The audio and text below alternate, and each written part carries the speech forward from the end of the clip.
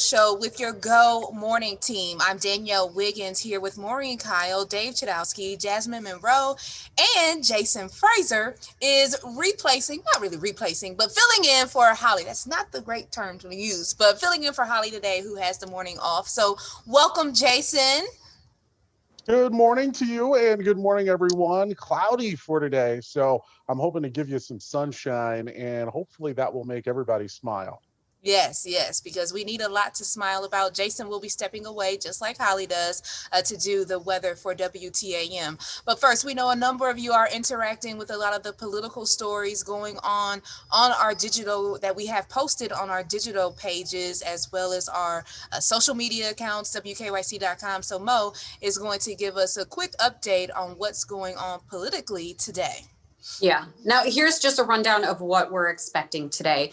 Today, the House will have a full vote on the 25th Amendment. So a lot of people have been Googling the 25th Amendment. In case you don't know at this point, that's where they're asking Vice President Mike Pence to immediately remove, and the cabinet to immediately remove President Trump from office. This is probably not going to happen, but it goes to a full House vote today. All it takes, one lawmaker to say no, and then it's scrapped. So if and when that happens, then the Democrats have written up articles of impeachment that would be brought tomorrow morning for a vote. Something else that's happening today, there's a new acting Department of Homeland Security Secretary. Chad Wolf resigned yesterday. So now we have a new one acting. And this is coming at a very important time because the FBI is unveiling that they have viable threats that they are looking into when it comes to Inauguration Day in DC, but then also at state capitals in all 50 states. Ohio is on that list. So that is something that we are looking into here as well. A good thing here, President Trump has agreed to an emergency declaration for more resources and for more police officers, National Guard. He's going to fund that for the DC area leading up to on Inauguration Day and the days following. So those are the major political points. You guys hash it out in your comments, but that is what's happening today. We're going to be following that as we go throughout the day. And speaking of the comments, you can always make your perspective be heard there. Please keep it cordial and nice. We do have some rules of engagement in terms of interacting on our social media accounts. And I also did a 3 News Now morning update that also gave information about the political stories happening today. And of course, you can always go to WKYC.com. And speaking of today, Buckeye fans, I guess we are in mourning, or you are in mourning, whoever is a Buckeye fan, because Dave, that game last night, I thought they were in it the first quarter, but then it just took a turn. 52-24, the final score. It was a blowout.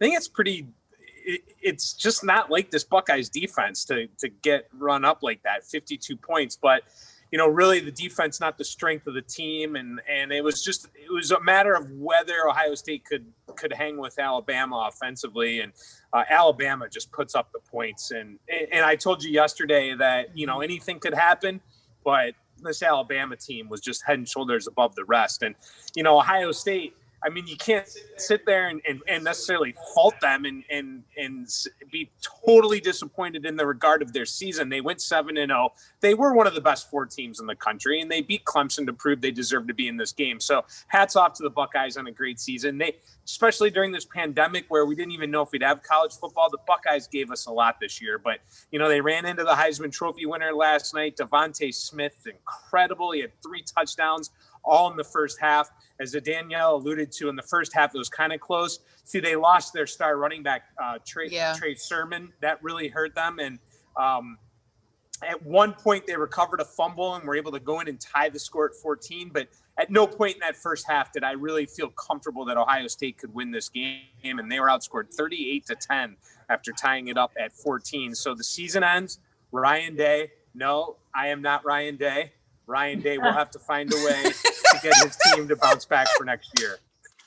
Okay, if you're like, what is he talking about? Well, last year that was last year, right? When Ryan Day was announced as the head coach for the Buckeyes, it was like, hey, he looks just like Dave. Dave and Ryan Day look just alike. And Mo, I see you have your crimson on. I do. Your scarlet. Wait, yeah. I was gonna say not crimson. Well, I'm thinking about my sorority. I'm sorry, Scarlet. Yeah, no, I figured, like I always try to pick out what I'm wearing the night before because I'm too tired in the morning when I'm leaving work. And so I figured no matter what, I got to support the Ohio State Buckeyes. I did not go there, but my husband did. So, Mark yeah. go there? Mark went to the Ohio State. The Ohio State. He drove me past his fraternity house too. Oh, So that's my husband nice. For anybody watching. Yeah. So, yeah. He was up late last night. Right, as many people were, and I see Mike Camino saying Ohio State 2 championships in the last 50 years.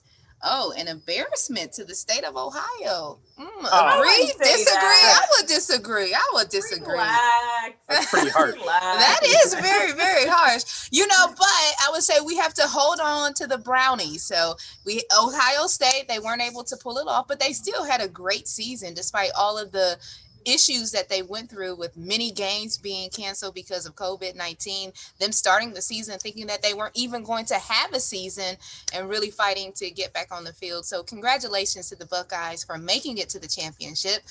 But now we still have the Browns. We still have that celebration because yesterday Jasmine was off, so we didn't get to pick with her about being from Pittsburgh, and we finally beat her team. Yikes. Well, you beat us last week. I wasn't surprised. I actually called Dave, and Dave and I had a conversation that I knew that this was going to happen. I kind of felt like it was the Cleveland year. I'm happy for it. I typically cheer for the underdog anyway, and I live here, so I win either way. So Jasmine, I'm a professional bandwagoner. Did you say you're the bandwagoner? Can we see, guys? We form every year for the Browns. Wait, so she knew that the Browns were going to win. Can we roll back the tape here? Because I don't recall that at all, her saying that last week. But, I mean, that's okay. I would never say it on air. I'm never going to dog my hometown on air. Well, you are on Facebook air. I know, yeah. Mm-hmm. So, Dave, the Pittsburgh, people are really, I guess, trashing Pittsburgh for all of the years that they have trashed us. But, there is talk, well, we are going to get our what's handed to us Sunday. What are your thoughts, Dave, as covering sports and the Browns for so many years? Dave, what did Claypool say? Claypool Claypool. Yeah, did you see that? The receiver for the Steelers said the Browns are going to get clapped on Sunday by the Chiefs. I mean, Jasmine, come on. I mean, after they just totally embarrassed you on your home field. He did. I was like, no. We are not sore losers. That is not us. After Juju Smith-Schuster made the comments last week, you would think you would learn. You know what I'm starting to realize, though? It seems like our teams need to hear this stuff to get fired up. Ohio State beat Clemson after Dabo said that they were the 11th best team in the country, and that got them fired up. Maybe Ohio State didn't have the that trash talk they needed. So we need the Chiefs to start trash talking the Browns. The Chiefs are too classy. That's too classy of a team. Okay, so I have some predictions here. Al Brewer says Browns 35, Kansas City 14, road to the Super Bowl feeling dangerous. Nice. That's a bold prediction. That no is. doubt. Does he want to put some money on that? Does he want to put some money on that? No, absolutely not. Yeah, I think it's going to be close. I'm actually one of the people think here that think it's going to be like 35-32. I think it's going to be really close. The Browns can score points, man. Mm-hmm. They are. I don't disagree with you. I would probably take the 9 points. And I haven't looked at this morning what the line was yesterday. It was 9.5. Matt, have you looked at the line? No, okay. He's talking to our director, who's about to summons them to the Today Show. That's true.